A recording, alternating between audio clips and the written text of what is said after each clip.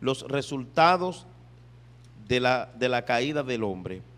Vamos a orar para entrar al estudio de la palabra. Señor, te damos gracias, Señor, por tu palabra. Abrimos nuestra mente y nuestro corazón, Señor. Nosotros estamos convencidos de que tu palabra es el alimento, es la profecía más segura. Oramos para que tú te glorifiques, Señor. Mira, Dios mío, aquí estamos, nuestra mente, nuestro corazón. No permita que se distraiga, sino que estemos atentos a tu palabra. Padre, te lo pedimos en el nombre de Jesús. Gracias, Señor. Amén y amén. Vamos a estar, hermanos, conversando, pueden sentarse, acerca de los resultados de la caída del hombre. Cuando nosotros hablamos de la caída del hombre, tan pronto comenzamos a enfocar esto desde la óptica bíblica, nos encontramos con un problema. Porque el tema del pecado al ser humano no le atrae. O sea, la condición que la Biblia presenta al hombre es una condición que lo vamos a ver más adelante, totalmente muerto en sus delitos y pecados. Entonces, a muchos no les gusta la manera en que la Biblia nos pone a nosotros luego de la caída del pecado, y normalmente pues buscamos justificaciones. Desde el principio el hombre se ha querido justificar. Desde el principio el ser humano, aunque lo agarren con la mano en la masa, busca la manera de zapatearse. Eso no solamente es el dominicano, eso está dentro del corazón del ser humano. Siempre decir, yo creo que no es así, no lo acepto, etcétera, etcétera. Y el tema del pecado no escapa a ese trato que el ser humano le da cuando al hombre se le dice la verdad. Si nos vamos a Génesis, nos vamos a dar cuenta que cuando el Señor vino donde Adán y Eva, la manera que ellos se manejaron, aún conociendo a Dios, trataron de evadirlo, trataron de huir, de no enfrentar la realidad. Hay una tendencia en el ser humano de no enfrentar la realidad. A veces vamos al médico, cuando el médico nos dice, te voy a repetir la prueba, no queremos, algunos no vuelven, y saben que tienen el síntoma, bueno, hay una célula que no nos agrada, y la gente como que les rehúsa, porque hay una tendencia en el ser humano a no aceptar la realidad. Esto no escapa nuestra condición. De tal manera que se ha enseñado durante muchos años que el hombre tiene regenerado, no convertido. Mucha gente cree que ese hombre tiene la capacidad. A eso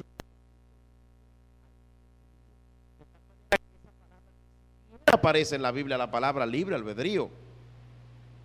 Se presenta un hombre que la muerto en sus delitos y pecados. La gente dice, pero tiene capacidad. Pero entonces, si está muerto, ¿cómo que tiene capacidad? Es una contradicción. El hombre que está en el mundo no viene a menos que Cristo lo toque. Porque si el hombre tiene capacidad para buscar a Dios por su propia cuenta, en vano murió Cristo en la cruz del Calvario. En vano fue el sacrificio de Cristo. Cristo vino, no el hombre vino a él. Cristo vino a los hombres porque el hombre no puede por su propia cuenta. ¿Por qué? Porque el hombre está muerto, totalmente muerto, de tal manera que dice la Biblia que el hombre carnal, refiriéndose a los del mundo, no perciben las cosas espirituales. Que conste que eso no es para los cristianos, eso es para los inconversos. El hombre carnal no percibe las cosas espirituales, de tal manera que él dice, yo estoy bien, Usted lo ve borracho en la cuneta, dicen, yo estoy bien, yo no necesito a Dios. Usted lo ve en la droga, desbaratado en la droga, yo no necesito a Dios. Incluso el pecador, Satanás lo tiene tan ciego que él cree que agrada a Dios. Él cree que agrada a Dios. Pero es una ceguera del producto de la muerte del pecado original. Pero el hombre rehúsa entender esta verdad. Y este es uno de los problemas que encontramos cuando tratamos de enfocar los resultados de la caída del pecado adámico. El tema del pecado no atrae y además deseamos vernos a nosotros mismos bajo una perspectiva mejor que la Biblia nos presenta. ¿Cómo es posible que la Biblia me presenta a mí como un hombre muerto, como un hombre sin capacidad? No. Yo estoy en el mundo, pero yo tengo capacidad de buscar a Dios. Entonces, ¿para qué vamos a predicar? Todo lo que nos convertimos, alguien fue. Dios lo usó. Excepto algunos, como el apóstol Pablo y otras personas, que de manera extraordinaria el poder de Dios lo tocó. Pero como quiera, alguien vino al pecador. El pecador no viene solo, porque no tiene libertad, la perdió cuando pecó en Adán y Eva. Y ahí es donde muchos caen en el error de presentar al hombre de afuera, por un lado atado y por otro lado dice, pero tiene capacidad de buscar a Dios. No la tiene, está muerto, no responde. Por ejemplo, este papel que yo tengo aquí no tiene vida propia, porque ese papel es un objeto inanimado. Él está arriba porque yo lo sostengo, hay una fuerza externa que es mi brazo que lo sostiene. Si yo sosteniéndolo quito mi mano de él, ¿qué hace? Se cae. Para levantarlo, papel, levántate, no hace nada. ¿Por qué? Porque no tiene vida. Entonces el pecador, el hombre que no está en Cristo, no tiene vida espiritual, no puede ver, necesita que alguien lo ayude. Y Dios lo usa a usted, me usa a mí, usa a los predicadores para que puedan venir, usa los medios que Él quiera, pero siempre Dios es el que viene al pecador, porque el hombre peca.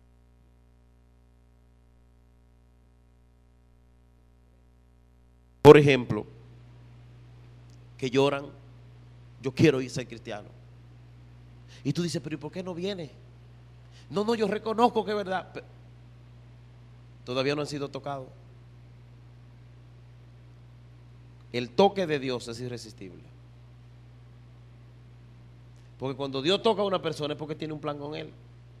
Y los planes de Dios son para la eternidad. Y eso es importante que nosotros lo sepamos.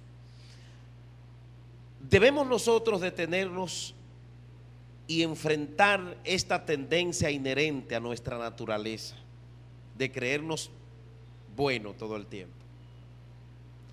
Debemos vencerla si hemos de conocernos a nosotros mismos y a Dios. Sin un conocimiento de nuestra infidelidad y rebelión, nunca podremos llegar a conocer a Dios como el Dios de la verdad y de la gracia. Lamentablemente, caemos en el error de creer que en nosotros hay algo bueno. En nosotros no hay nada bueno. Y lo bueno que pueda existir es por la gracia y la misericordia del Señor. Recordemos que cuando el Señor Jesucristo,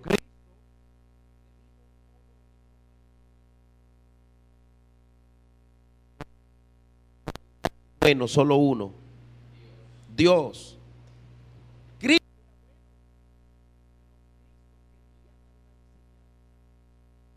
Nadie piense que es bueno. Bueno es Dios. Y que la gloria y la honra es de Él. Entonces, si no conozco esta realidad de mi infidelidad, de nuestra arrogancia, no podremos llegar a conocer a Dios en su grandeza, ni tampoco nos llegaremos a Él para que nos provea con la medicina que necesitamos. Mientras usted esté en la iglesia creyéndose que es bueno, usted no va a buscar a Dios como tiene que buscarlo, porque usted va a creer que es bueno. Pero mientras tú te consideras un miserable pecador, uno que está lleno de falta, que necesita de su gracia, lo vas a buscar con fuerza, con devoción, con entrega. ¿Por qué? Porque tú entiendes que el único que te puede salvar y ayudar es Dios. Y ese es el error de muchos, que no han entendido la caída del hombre. El hombre ha caído hasta la más baja expresión de la bajeza espiritual y moral. Todo esto producto del pecado adámico, lo que sucedió allá en Génesis capítulo 3. Adán y Eva desobedecieron, y lo vamos a ver más adelante.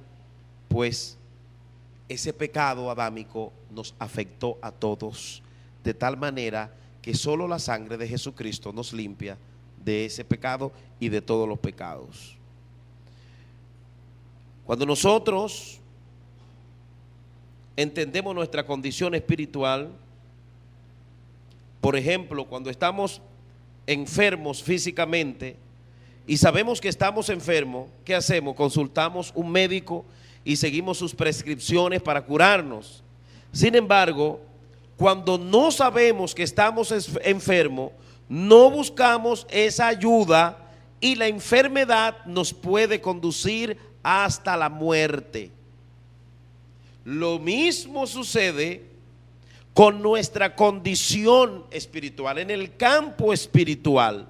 Mientras pensemos que estamos bien y que hemos buscado a Dios por nuestra capacidad, porque somos capaces, nunca podremos aceptar la curación divina.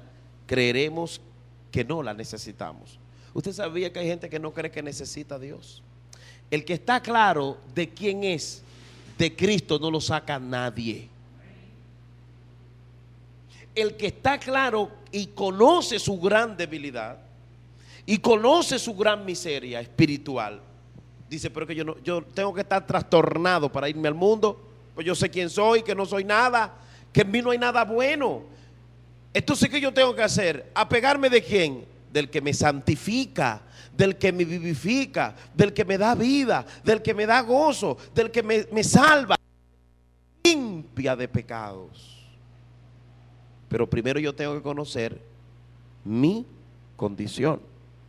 Si yo llego a equivocarme en cuanto a lo que es mi condición, voy a resbalar. Yo entiendo que mi salvación nada más la tiene Dios. No puedo tenerla de medio. El único que me puede dar salvación es Dios. Pero que usted es muy moralista. Usted se ve una persona decente, hay un pecado que tú arrastras. Hay un pecado que tú arrastras, que es el pecado adámico. Hay un pecado original. Ese pecado hizo estrago en la humanidad. Ese pecado quitó la comunión total, absoluta y perfecta que el hombre Dios la quitó, nos separó total y absolutamente de la misericordia, de la comunión que teníamos con el Señor. De tal manera, hermanos, que solamente Cristo es el único que nos puede unir a la comunión con el Padre. Pero si yo no lo entiendo, yo no voy a profundizar en Dios. Yo digo que esto es la base del crecimiento espiritual. El que conoce la condición de la humanidad, la caída, los resultados de la caída, busca de Dios. Amén. Busca de Dios. ¿Qué está pensando una gente que se va a descarriar? No está pensando que Cristo viene. No está pensando en que en cualquier momento suena la trompeta. El que se va a descarriar no está pensando de que él es un miserable pecador. No lo piensa. Está como anestesiado. Pero el que tiene su mente clara de quién es y quién es Dios, se apega a Dios. Y nadie tiene que recordarle que tiene que buscar de Dios. Él busca a Dios solo. Usted sabía que hay gente que buscan a Dios como que lo que necesitan, como que el que necesita es Dios. Nosotros tenemos que buscar a Dios estando claro de quiénes somos. Unos miserables pecadores. Unos miserables pecadores. Esas literaturas que son bíblicas las han sacado Y ahora lo que se habla es de que no, en ti hay un león y que tú eres esto y te suben el ego. Pero qué cosa, que aquí dice el Señor, humíllate que yo te ensalzo.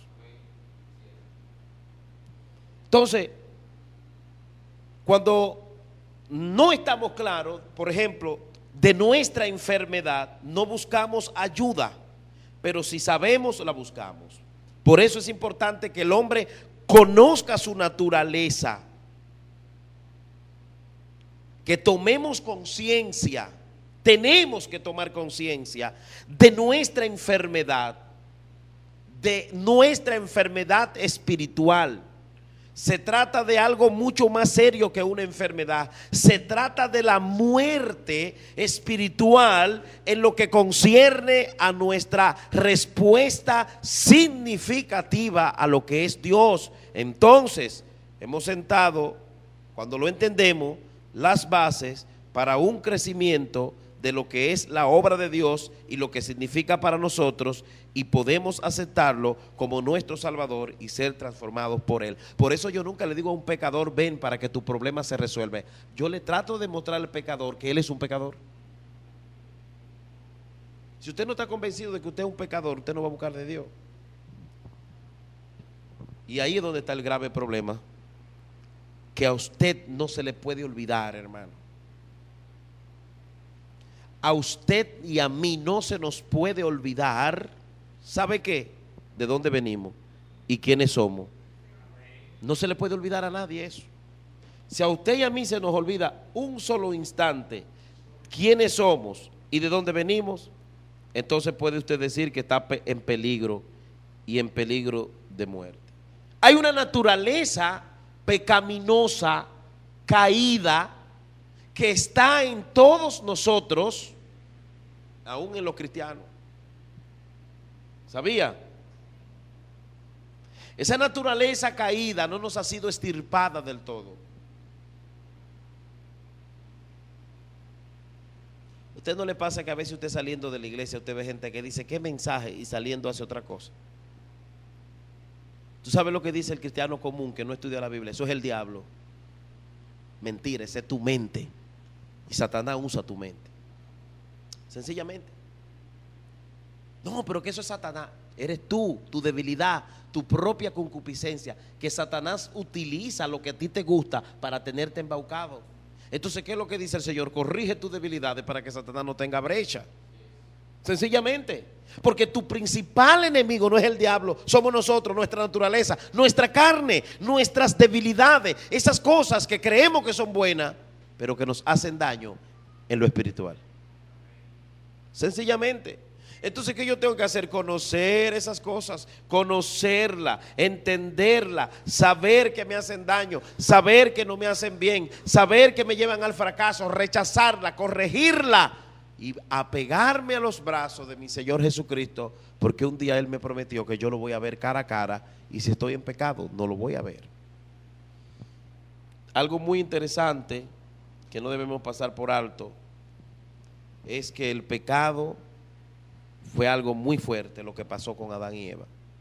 Yo quiero que vayamos a Génesis capítulo 3. Vamos a ver aquí en Génesis, ahí habla de lo que es el pecado original. Génesis 3:1. La serpiente era más astuta que todos los animales del campo que Jehová Dios había hecho, y dijo a la mujer: con que Dios ha dicho, no comáis de ningún árbol del huerto. La mujer respondió a la serpiente: del fruto de los árboles del huerto podemos comer, pero del fruto del árbol que está en medio del huerto, dijo Dios, no comeréis de él, ni lo tocaréis, para que no moráis. Usted se da cuenta la astucia que vino Satanás, introduciéndole una conversación a Eva. La primera que introdujo la conversación fue la serpiente. ¿Para qué? Para poder entrar. Oiga lo primero que le dijo en el versículo 3, capítulo 1, la última parte: con que Dios os ha dicho, no comáis de ningún árbol del huerto. se fue al extremo. Yo digo que Satanás es como los chismosos. Tú estás al lado de un chismoso y tú están callados los dos y dices, ay, qué calor, para introducirte una conversación. Eso es lo chismoso. Ay, pero mira que eso que pasó por ahí. Y por ahí se va y empieza a contarte. Y te sabe la vida y después sale hablando de ti. Y después anda diciendo que tú dijiste. Así el chismoso es como Satanás. O Satanás es como el chismoso. Note que él fue el que introdujo la serpiente con que Dios ha dicho: no comáis de ningún árbol del huerto. En primer lugar, Dios nunca dijo eso. Dios no le dijo a ellos esa palabra. Nunca le dijo no coman de ningún árbol, porque ¿de qué iban a comer? ¿Se iban a morir? Añade, es exagerado. Entonces mire cómo vino. Ay, no coman de ningún árbol del huerto. Y en el versículo 2, la mujer le responde a la serpiente, le declara lo que ella no tenía que declararle. Si Eva le hubiera dicho, ¿qué es lo que tú te estás inventando? Y se queda callada, tiene que inventarse otra porque por ahí no iba a entrar. Pero ¿qué hizo Eva? Se dio a contestarle. Le dijo, del fruto, la mujer le respondió a la serpiente, del fruto de los árboles del huerto podemos comer. O sea, lo que tú estás diciendo no es así, ven que te lo voy a explicar. Y ahí ¡shua!, la atrapó. Pero del fruto del árbol que está en el huerto, en medio del huerto, dijo, no comeréis de él ni lo tocaréis para que no muráis. Entonces ahí vino y le declaró el secreto. Y la serpiente lo supo. ¿Y qué dijo? Por aquí es que lo voy a engañar para que desobedezcan al mandato de ¿quién? De su Señor. ¿Por qué la serpiente no lo obligó a pecar? No podía. Satanás nunca tiene autoridad sobre lo de Dios. Por eso es que yo decía ahorita que él necesita que una brecha. Por eso tu principal enemigo no es el diablo. La mayoría de los evangélicos andan buscando al diablo hasta en la sopa. Ay, Satanás, una sopa que me estaba comiendo muy buena y le cayó una mosca. Eso fue el diablo. Ay, y se fue la luz en medio del culto. Eso fue Satanás. Se dañó un abanico, Satanás. Tu principal enemigo eres tú mismo, tu carne, tu naturaleza.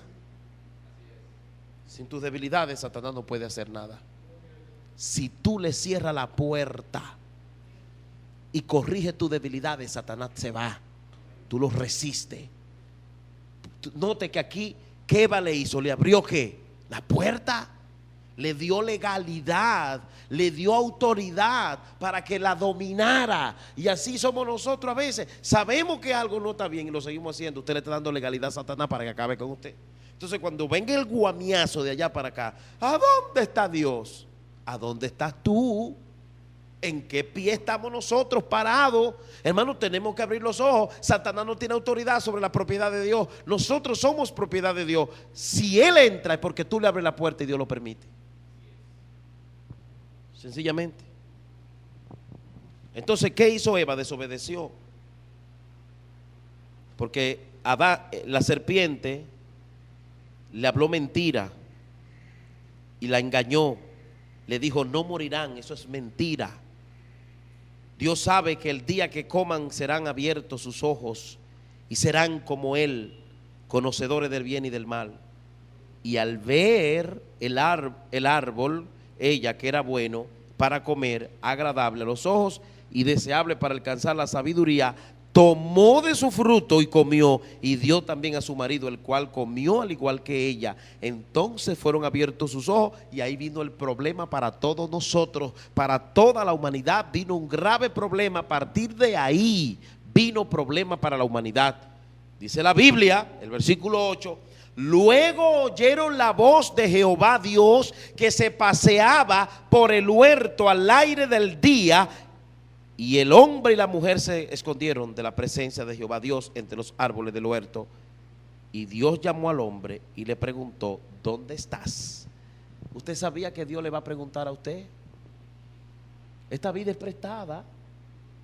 Y a ti y a mí Dios nos va a pedir cuenta ¿qué hiciste? ¿Qué fue lo que tú hiciste? Lo que te dio la gana. Yo no te puse en la tierra para que tú hicieras lo que te dio la gana. Yo te puse en la tierra para que vivieras para mi gloria y para mi honra, y guiado por mí, porque el mayordomo tuyo, dice Jehová, soy yo. Y eso es desde el principio. Nosotros no nos hemos creado a nosotros mismos. Quien nos creó fue Dios, y a Él un día le vamos a dar cuenta. Dios pudo haber dejado a Adán y a Eva tranquilos, pero vino aquí a pedirle ¿qué? Cuenta. Un día a todo Dios nos va a pedir cuenta. Yo no voy a dar cuenta de nadie, de la iglesia. Cada quien va a dar cuenta personal. Yo voy a dar cuenta de mí y usted va a dar cuenta de usted. Yo voy a dar cuenta a Dios de lo que yo predique y de cómo yo administre la cosa de Dios. Pero a nivel personal, cada quien va a tener que dar cuenta. Esta vida es prestada, y cuando Dios nos pase balance vamos a tener que hablar frente a Él. La gente no piensa en eso, y le dan rienda suelta a sus acciones, y caminan por allá, y viven por aquí, y caminan y se mueven. Un día todos le vamos a tener que rendir cuenta a Dios de todo lo que hicimos con esta vida que Él nos prestó, porque de que es prestada lo es, hermano. Nadie que lo vienen a buscar le dice: espérate que yo no me voy ahora. Cuando la muerte lo viene a buscar a usted, cuando Dios lo mandó a buscar, usted se va y punto. Entonces tenemos que saber cómo caminamos. Notemos aquí que Dios no dejó a Adán y a Eva tranquilos. Él vino a pedirle cuenta. Oyeron la voz de Jehová que se paseaba, el versículo 8, por el huerto al aire del día. Y el hombre y su mujer se escondieron de la presencia de Dios entre los árboles del huerto. Pero Jehová Dios llamó al hombre y le preguntó: ¿dónde estás? No te me escondas. ¿Dónde estás? ¿Dónde está? Él respondió, el 10: oí tu voz en el huerto y tuve miedo, porque estaba desnudo, por eso me escondí. Aquí viene en el versículo 12, el 11. ¿Quién te enseñó que estaba desnudo? ¿Acaso has comido del árbol del cual yo te mandé que no comieras? El hombre le respondió: la mujer que me diste por compañera me dio del árbol y yo comí. Entonces Jehová Dios dijo a la mujer: ¿qué es lo que has hecho? Ella respondió: yo no, la serpiente me engañó y comí.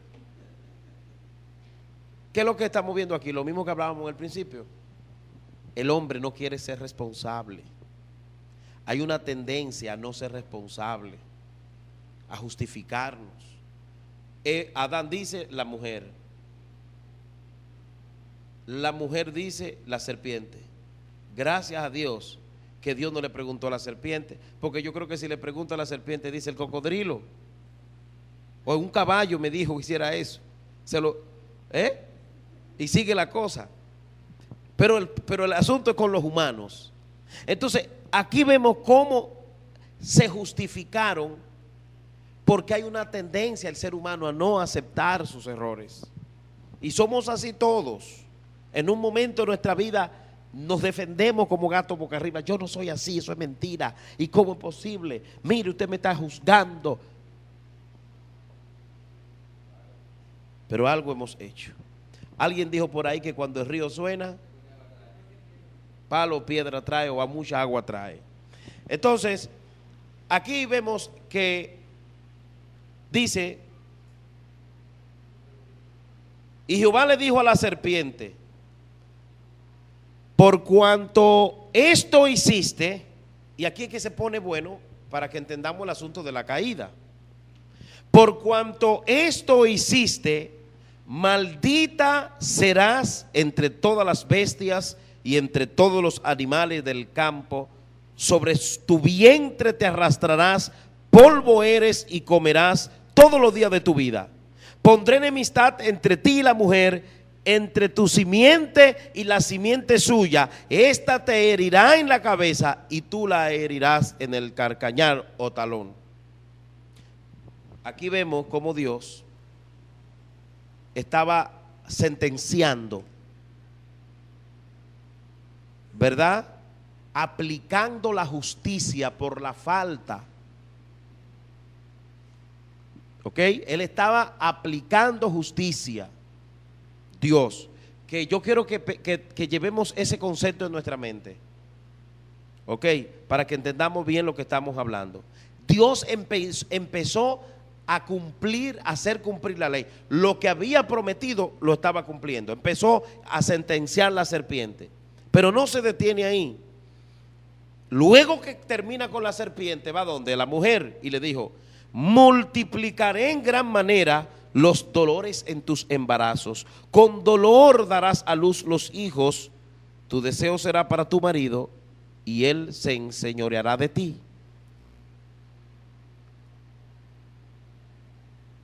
Y al hombre le dijo: por cuanto obedeciste a la voz de tu mujer y comiste del árbol de que te mandé diciendo, no comerás de él, maldita será la tierra por tu causa. Con dolor comerás de ella todos los días de tu vida. Espinos y cardos te producirá y comerás plantas del campo. Con el sudor de tu rostro comerás el pan hasta que vuelvas a la tierra, porque de ella fuiste polvo tomado, pues polvo eres y polvo volverás. A su mujer, ok, y polvo volverás. Perfecto.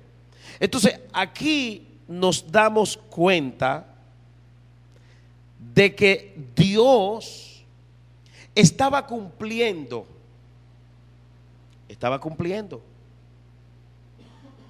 con lo que le había dicho en el principio. No coman del árbol que está en el medio del huerto. No coman de ese árbol, porque ciertamente si lo tocan, si se lo comen, ¿van a qué? A morir. ¿A qué muerte se estaba refiriendo Dios? A la muerte espiritual y a la muerte física, a las dos. Porque la muerte física que hoy nosotros vemos es producto del pecado. La muerte espiritual que nosotros vemos es producto del pecado. El dolor que hoy pasamos es producto del pecado. Las luchas que nosotros estamos pasando es producto del pecado, de la desobediencia. Entonces, como dicen los grandes exégetas bíblicos, fueron destituidos, y lo dice la palabra, fueron destituidos de la gloria de Dios. Se aplicó la justicia. Por eso es que ahora, en el tiempo de la gracia, nosotros no podemos hablar de justicia, porque si a justicia va, ¿qué es lo que merecemos? La muerte, igual que ellos. Ahora tenemos que hablar de ¿qué? De misericordia, de gracia, de amor, de bondad de Dios, de perdón, porque si a la justicia es, ninguno merecemos la salvación. Entonces, lo que se dio en ese momento, sin duda alguna, y usted lo puede afirmar, la caída absoluta, total, perfecta, completa del hombre, total y absolutamente destituido de la gloria de Dios. Se aplicó la justicia por haber fallado el mandato del Señor. Ahora, ¿qué es lo que Dios tiene? Misericordia. Y de toda la humanidad que fue desechada en Adán, ahora Dios dice: el control lo tengo absoluto yo. Adán y Eva perdieron su libre albedrío que tenían ahí y se hicieron ¿qué? Muertos. Hay un texto bíblico que algunos utilizan: pongo delante de ustedes el bien y el mal. Eso es otra cosa. Eso no se está refiriendo a la naturaleza caída del hombre. Eso no se está refiriendo a eso. Entonces aquí vemos cómo dice: si comen del árbol del huerto, mueren. Créame, hermano, el hombre en el mundo está muerto. No tiene vida espiritual. Le es locura lo de Dios. Un inconverso, verte a ti en la iglesia, te dice que tú estás loco. Dile a un inconverso que tú vas a amanecer en una vigilia, te va a decir que estás loco, pero ellos amanecen en una discoteca. Dile a un inconverso que tú te vas a doblar de las rodillas y que vas a orar en la iglesia. ¿Tú sabes lo que te va a decir? ¿Para qué tú vas a hacer eso? Pero van y se postran ante un brujo, o ante Walter Mercado, el otro que llegó ahora, que se la sabe toda. Se postran ante la morena Caridad y le dan su cuarto. Entonces, ¿por qué? Porque no entienden, porque están muertos. Están total y absolutamente muertos. Esa es la condición del hombre no regenerado por Cristo. Amén. Su naturaleza es caída, totalmente caída. A menos que Dios venga y lo levante, no puede levantarse.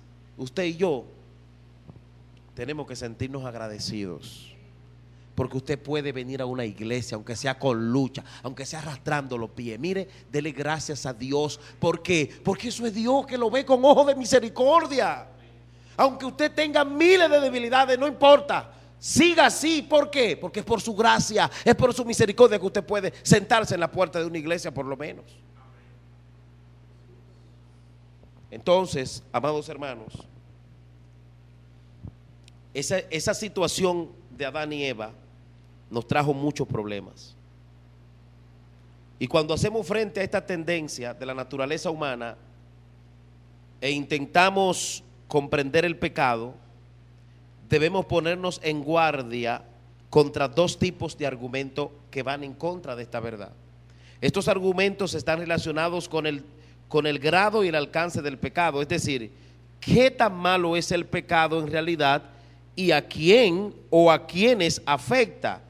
Con frecuencia nosotros oímos decir, y es posible que a veces lo hayamos dicho nosotros mismos, que si bien algo no está del todo bien, la naturaleza humana no puede ser tan mala como se le describe en la Biblia. Pues déjeme decirle que sí, la naturaleza pecaminosa, la naturaleza humana es mala, malísima, más de lo que usted se puede imaginar. Por eso fue que Cristo dijo, velen y oren para que no entren en tentación. ¿Por qué? Porque hay una carne que por más cristiano que usted sea, lo empuja, lo ala al pecado. Pero si usted se llena de Dios y tiene el Espíritu Santo lo ayuda y lo guía a toda verdad. Esa es la lucha que tenemos todos. Por eso que yo estoy en contra de aquellos que agarran un micrófono y se transforman. Aquí yo soy lo más espiritual. Aquí yo no fallo. Que tú no fallas. Los mismos sentimientos que tienes tú los tengo yo. Olvídate. Lo que pasa es que ahí impera el grado de madurez espiritual. Yo detesto ese tipo de personas que se presentan como que ellos son lo más santo y como que ellos nunca fallan, cuando Eclesiastés 7:20 dice, ciertamente no existe hombre que haga completamente el bien en la tierra y nunca peque. ¿Y por qué? Porque hay una naturaleza humana que tú, aún intentándolo, haciéndolo bien, hace algo malo. Pero por la gracia, ¿usted sabe por qué nosotros vamos al cielo? Porque el Padre nos ve. Y cuando nos mira, a los que hemos acertado a Cristo, ve a Cristo delante. Créame. Pero si nos ve tal cual somos, nos destruye. El apóstol Pablo, yo digo que fue uno de los más sinceros y aún de esta época. Porque el apóstol Pablo dijo, con la ley de la carne le sirvo al pecado, y con la ley de la mente, con la mente a la ley de Dios. ¿Qué es lo que estaba diciendo Pablo? Que leemos la Biblia, mentir es pecado, eso es verdad. Ay, qué bueno, sí, no mienta. Ay, mira, no diga esto, no mire para. Oye, lo dice la Biblia con la mente. Pero cuando usted lo búsquelo, que es posible que lo esté haciendo. Por eso el apóstol Pablo dijo, miserable de mí, ¿quién me podrá librar de este cuerpo corrupto? Y dijo, doy gracias a Dios. ¿Por quién? Por Jesucristo. La gente no quiere que enseñemos esto. Esa literatura se han sacado de las librerías. Ahora no, tú puedes. Las iglesias son gimnasios espirituales. Tú sales de ahí inflado. Usted tiene que salir de la iglesia reconociendo que usted es un miserable y que usted tiene que humillarse, y no importa la prueba y no importa el dolor, usted tiene que humillarse delante de Dios para que Él lo exalte. Por eso dijo David, Salmo 51:17, al corazón contrito y humillado no lo desprecia el Señor. Nosotros tenemos que salir de ahí reconociendo que somos pecadores, y que si nos apartamos de esa gracia y no perseveramos en la gracia, apartándonos del pecado cada día, no le vamos a poder ver la cara al Señor. Créeme, hermano, tu principal enemigo eres tú mismo, tu propia naturaleza. Tu propia naturaleza. Gloria al Señor.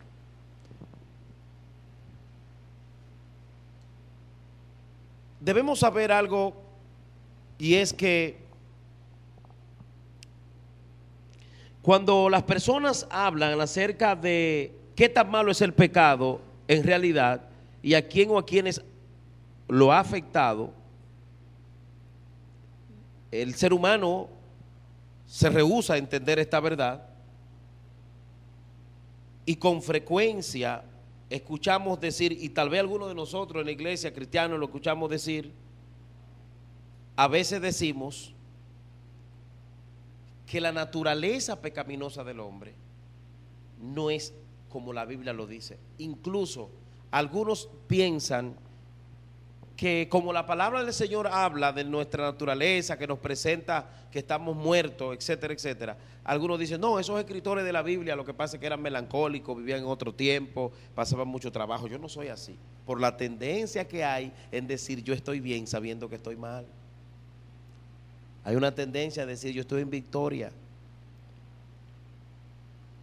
Y una respuesta directa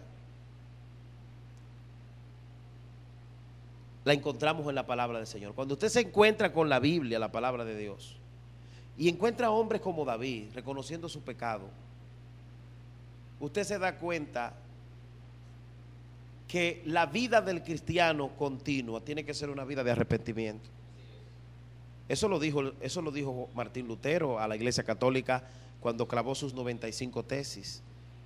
Le dijo, la gente no se va a salvar porque venga donde el Papa a confesarse o se arrepienta frente al Papa, porque la vida del cristiano continua tiene que ser de arrepentimiento.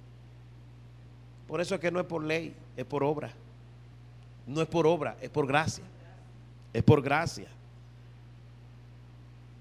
Es así. Debemos saber que no somos perfectos, eso lo podemos reconocer, pero debe surgir una pregunta: ¿acaso nuestras imperfecciones son solo imperfecciones? Imperfecciones que deberían ser consideradas simplemente como fallas, defectos o pecadillos de nuestra naturaleza. Sin duda alguna que debemos entender, hermanos, que la naturaleza humana del hombre, producto de ese pecado, infectada por el pecado, es totalmente depravada. El ser humano es depravado. Existe un punto que yo creo en eso, la depravación total del hombre. Por eso que usted ve personas que fácilmente usted lo ve alabando al Señor, yéndose en gloria, y mañana usted lo ve en otra cosa.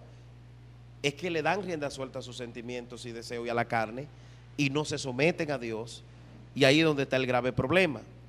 Por eso es importante que nosotros siempre estemos claros acerca de lo que la Biblia enseña de quién soy yo, quién yo soy, quién yo soy. Pablo, por ejemplo, hablaba mucho sobre lo que era el hombre.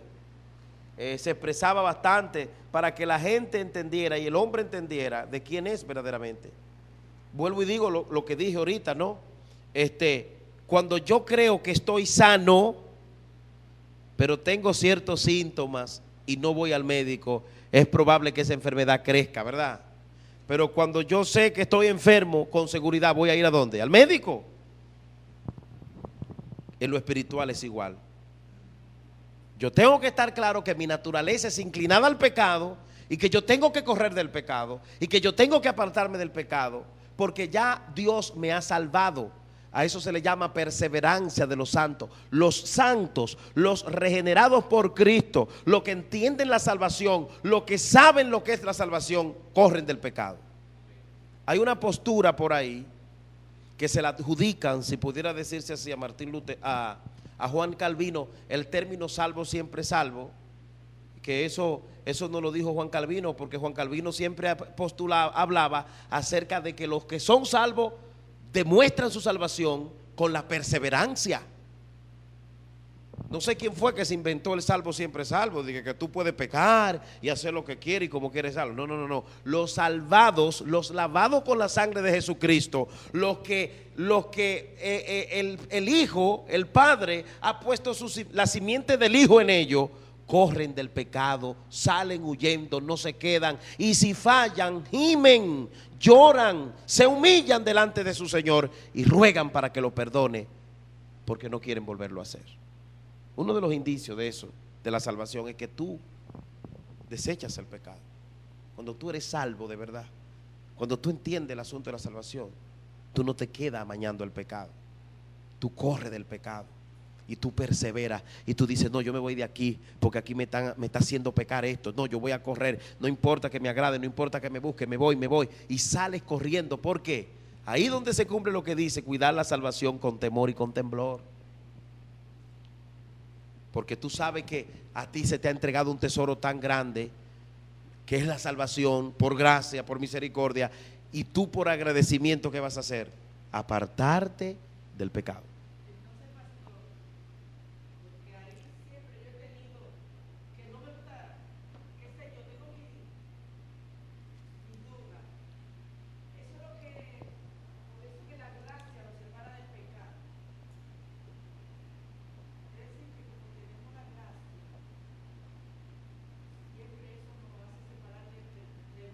Sí, sí. De hecho, en la escuela dominical tratamos la parte final, hablamos de la doctrina de la gracia, de que la gracia no es una licencia para pecar, sino que todo lo contrario, la gracia nos hace caminar humillados, siempre pidiendo perdón. Pero no porque estamos falta de salvación, sino por agradecimiento. Me siento agradecido porque yo no merezco esto. ¿Me entiendes?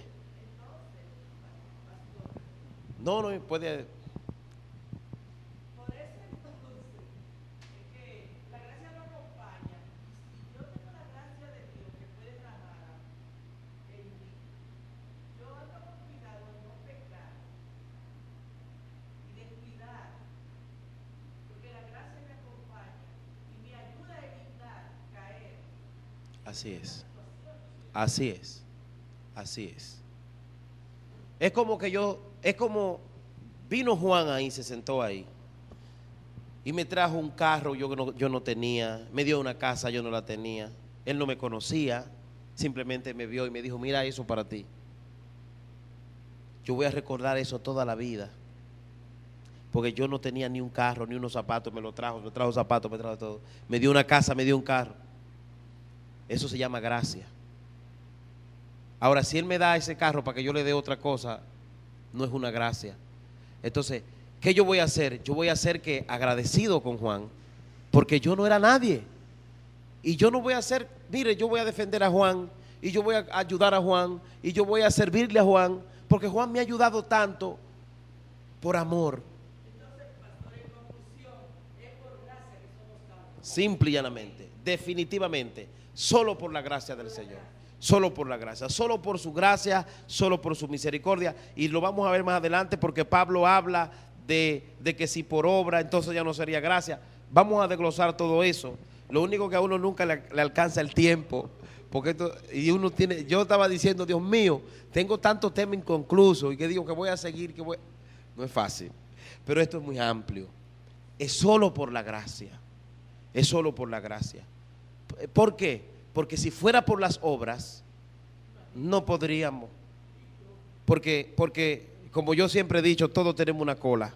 Lo único que uno la tiene más larga que otro. Pero todos fallamos. Ahora tenemos a nuestro Señor que dice, yo morí por ellos. Ese amén. Gloria a Dios. La postura bíblica es que el hombre no está simplemente enfermo. En realidad ya está muerto en lo que respecta a su relación con Dios. Estamos hablando con el hombre no regenerado. Cuando digo hombre no regenerado, el hombre no convertido. Ya nosotros no estamos ahí, porque ya nosotros estamos dando pasos. Venimos a la iglesia, hemos aceptado al Señor, ya ha empezado un proceso de regeneración. Por eso es que dice que aquel que comenzó la va a completar, porque es que todavía no estamos completos. Él va completando la obra. Él va completando. Estamos completos en el sentido de que estamos en Cristo. Pero en el sentido de que somos perfectos ahora, ¿hay alguno aquí perfecto? No lo hay.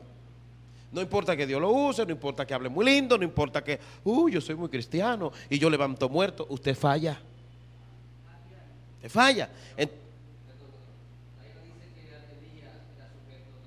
A pasiones.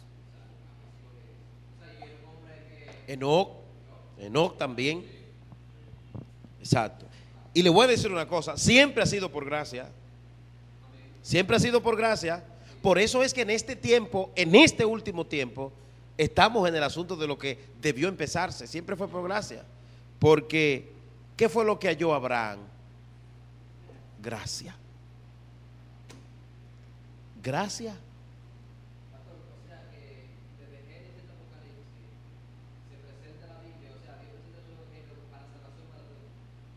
Sí, sí, para salvación, para salvación, para salvación.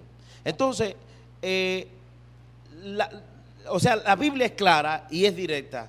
Por eso me gusta esta enseñanza o esta doctrina, porque desbaratan el ego humano y te hacen entender que tú tienes que humillarte, que eso es lo que dice la Biblia. Por eso a mí me gustan las enseñanzas reformadas, porque son 100% bíblicas y no te suben el ego. Ahora tú oyes levantándole el ego a la gente. Entonces tú no sales de los lugares convencido de pecado. Yo tengo que salir de aquí convencido de pecado, de que estoy enfermo para buscar medicina. No que me alegren, que me emocionen, ¿me entiendes? Que me hablen bonito, que me den una administración, que me tumben al suelo, que me revolujen. ¿Y qué con eso? ¿Saliste convencido de pecado? Es la palabra del Señor. Entonces, la Biblia presenta al hombre no como un hombre enfermo, sino como muerto. En lo que respecta a la relación con Dios, los hombres están muertos en sus delitos y sus pecados. Efesios 2:1, vamos a leerlo. Así lo advirtió Dios, que estaría cuando Dios mismo predijo las consecuencias del pecado antes de la caída. O sea, la condición del hombre actual, ya Dios la predijo, ¿verdad? Antes del hombre fallar. Si comen del árbol vas a morir. Desde Génesis, capítulo 3. Si comes del árbol van a morir. ¿Cumplió Dios? Se cumplió. Ahí mismo se cumplió. Entonces, Efesios 2:1, podemos leerlo.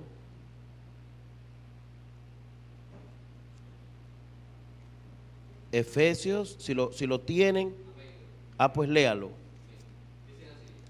Y él os dio vida a vosotros cuando estabais muertos en vuestros delitos y pecados, en los cuales anduvisteis en otro tiempo, siguiendo la corriente de este mundo, conforme al príncipe de la potestad del aire, el espíritu que ahora opera en los hijos de desobediencia.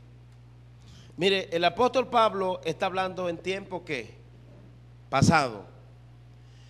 Es bueno que analicemos la Biblia de manera histórico y gramatical.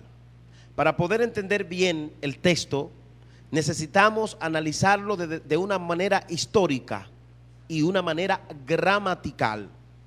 Entonces, aquí el apóstol Pablo en Efesios capítulo 2, verso 1, habla de salvos por gracia, tiene la Reina Valera, que es la Biblia que usamos, y él dice, él os dio vida a vosotros, cuando estabais muertos en vuestros delitos y pecados. Podemos decir, cuando tú estabas en el mundo, cuando tú no conocías a Cristo, que estaba muerto, tú estabas muerto en tus delitos y pecados. Entonces, como dice, en los cuales anduviste en otro tiempo, siguiendo la corriente de este mundo, conforme al príncipe de la potestad del aire, el espíritu que ahora opera en los hijos de desobediencia. Está hablando del hombre muerto. Por eso, por ejemplo, yo siempre lo he dicho, mi mamá no es cristiana.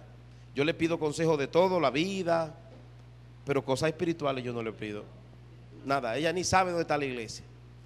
No te da la dirección, puede venir pero no sabe de eso. Mami, ¿tú crees que voy yo a poner ahora? ¿Qué tú crees si pongo culto los miércoles? Yo no puedo preguntarle eso a ella. ¿Qué tú crees si bautizamos a Juan? Yo no puedo. Le respeto, le honro, le amo, le quiero. Pero tengo que estar claro que se encuentra en la condición que yo estaba antes y que tú estabas antes. No me va a entender. No nos van a entender los inconversos. Lo dice la palabra. No percibe las cosas espirituales porque está muerto. Entonces, Pablo habla claro. Eso por más que quieran exaltar el ego humano y decir yo vine a Dios porque yo era muy bueno, yo vine, usted no vino, Dios lo trajo. Dios fue que lo trajo al Señor. Y pongo siempre el ejemplo, un muerto, por más que lo queremos y lo estamos velando ahí, cuando llegó la hora de enterrarlo, muerto, entiérrate. No se va a parar, porque no tiene que vida. Entonces, si la Biblia presenta al hombre de afuera muerto, como lo dijo Pablo, en sus delitos y pecados, actuando bajo la atadura del príncipe que gobierna en este siglo, ¿con qué potestad el hombre de allá afuera se le puede zafar a ese diablo? Con la ayuda de Dios. Si la Biblia los presenta muertos, atados, entonces no puede decir que yo vine. A ti te trajeron, a ti te trajo Dios. Por eso que yo me gozo en el evangelio, porque yo sé que yo no soy aquí un piojo pegado. A mí, a la iglesia, al evangelio, me trajo Cristo, y Cristo me va a dar todo lo que yo necesito para verlo a Él cara a cara y frente a frente. Porque como yo estaba ya muerto, Él fue y me buscó y me trajo. Me mandó a Juana que me predicara, a otro le mandó pero alguien le dijo, ven, eso es Dios tocándolo. Eso es Dios. Entonces yo tengo que sentirme bien. Yo no puedo depender ni de aplausos, ni de besos, ni de abrazos. Ya a mí me llamó mi príncipe, mi Señor. Por eso es que el cristiano no puede afligirse por nada de lo del mundo. Ya usted tiene una importancia. Dios lo llamó de allá, hermano. Ya nosotros, mire, no hay comida, póngase boca abajo y glorifique a Dios, no importa. Le duele el pie, lo más importante es la salvación, hermano. La salvación, la salvación, la salvación. Y ya somos salvos por su gracia, por su misericordia, por su amor. Solo tenemos que gozarnos y darle gracias por lo que Él ha hecho en nosotros. La Biblia es clara. El Señor advirtió lo que dijo Pablo en Efesios 2:1. Y esto producto de la caída del hombre. Efesios 2:1 podemos compararlo con Génesis 2:17. No lo vamos a leer. Efesios 2:1 lo podemos comparar con Génesis 2:17. Amén. Amados hermanos, vamos a dejarlo hasta ahí. Ya son las 9. Bueno, me quedan 5 minutos, faltan 5. Vamos a ver ahora una parte muy interesante que quiero que veamos. Sí. Vamos a ver una parte muy interesante. La muerte del espíritu, el alma y el cuerpo. La muerte del espíritu, el alma y el cuerpo. O sea, el pecado original, la caída del hombre. Hablamos de los resultados de la caída, del grado del alcance del pecado. Ya sabemos que el alcance del pecado fue tan fuerte que nos puso en una condición de muertos. Amén. Ahora vamos a hablar directamente la muerte del espíritu, el alma y el cuerpo. ¿Cuál es el grado de nuestro pecado? ¿Cuál es el grado del pecado que tenemos en nosotros? Bueno, es importante que nosotros pensemos en nuestra naturaleza. En nuestra naturaleza. Que pensemos en nuestra forma, en lo que somos como Dios. La Biblia dice, hermano, que hemos sido creados a imagen y semejanza de Dios. Lo que quiere significar es que hemos sido creados con una Trinidad de manera análoga a como Dios es una Trinidad. Dios existe, por ejemplo, en 3 personas. Amén. Tenemos el Padre, el Hijo y el Espíritu Santo. Hay personas que no creen, hay cristianos que no creen Y yo digo que de una u otra forma eso ha sido una infección tomada de los grupos de los testigos de Jehová. Pero nosotros, yo lo creo, que somos alma, cuerpo y espíritu. Eso lo dice la palabra. Entonces, Dios, acordémonos que nos hizo a nuestra imagen y semejanza. Dios habita en 3 personas.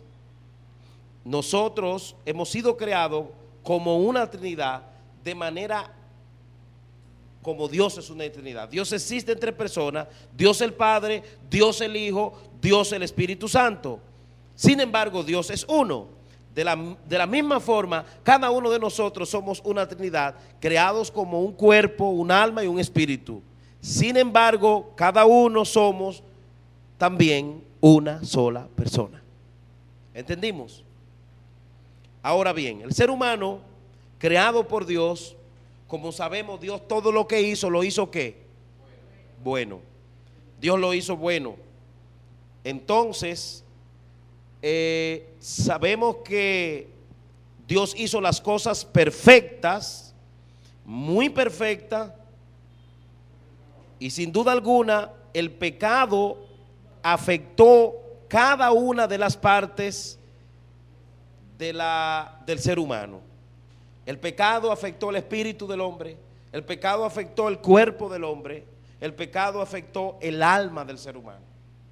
Todo, absolutamente todo. No es algo, no, el cuerpo, porque le duele. No, no, el alma, el espíritu. Todo fue afectado por la caída del pecado adámico. Entonces, sin duda alguna, para nosotros saber esta verdad, tenemos indiscutiblemente que analizar la Biblia, la palabra del Señor, porque no debe ser algo que lo pienso yo, que se lo sabe aquel. Ahí podemos encontrarlo en Génesis capítulo 3, igual Efesios capítulo 2, versículo 1. Nosotros, al ser interrumpido nuestra comunión con Dios, ¿verdad? Sin duda alguna necesitamos acercarnos al Señor, que es el que nos regenera, que es el que nos transforma. Yo quiero que leamos a Génesis capítulo 3, versículo 19. Y ya voy a casi a concluir. Génesis capítulo 3, 19. Usted lo puede subrayar eso, hermano. Capítulo 3, verso 19. Aquí vemos que dice: con el sudor de tu rostro comerás el pan hasta que vuelvas a la tierra, porque de ella fuiste tomado, pues polvo eres y polvo vas a volver a ser. Aquí, hermanos, sabemos cómo el alma del hombre comenzó a morir, porque comenzó a mentir, comenzó a engañar, comenzó a matar, y su cuerpo finalmente ha de morir, como Dios lo dijo en Génesis 3:19. Polvo eres y polvo volverás. En el campo del espíritu, las consecuencias del pecado de Adán fueron instantáneas y totales. Cuando el espíritu murió, la comunicación con Dios se interrumpió. La comunicación Adán-Dios fue interrumpida en el mismo momento. Y esto lo comprobamos con Adán, que huyó de la presencia de Dios cuando Dios vino a buscarlo en el huerto. En el lenguaje contemporáneo esto se describe consecuencia del pecado, o como alineación de Dios, y en primer resultado de la muerte espiritual que nos sobrevino como consecuencia de ese pecado desastroso. Voy a citar aquí a John Stott, un interesante escritor, que lo designa como la más espantosa de todas las consecuencias del pecado. La caída del hombre como la más espantosa de todas las consecuencias del pecado. El destino más elevado para el hombre es conocer a Dios y tener una relación personal con Dios. Dígame usted si usted no tiene lucha para buscar a Dios. ¿Tiene o no tiene? Hermano, vamos al trabajo, mire, hasta sin pasaje. Vamos al trabajo con fiebre, cansado, desbaratado. Amanecemos en una clínica y espérate, me tengo que ir, que voy para el trabajo. ¿Verdad que sí? Pero en cuanto a lo que es la relación con Dios, ¿verdad que hay lucha? Yo la tengo, todos la tenemos.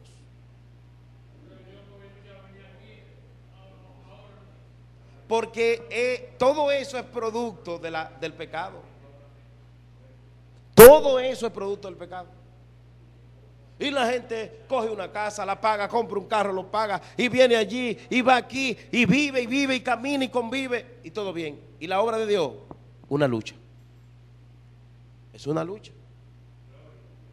Usted fácil agarra y dice, voy a poner una empresa, y la pone. A los 2, 3 años la empresa se desarrolla sola. Y la iglesia, una lucha. Porque las cosas de Dios son una lucha.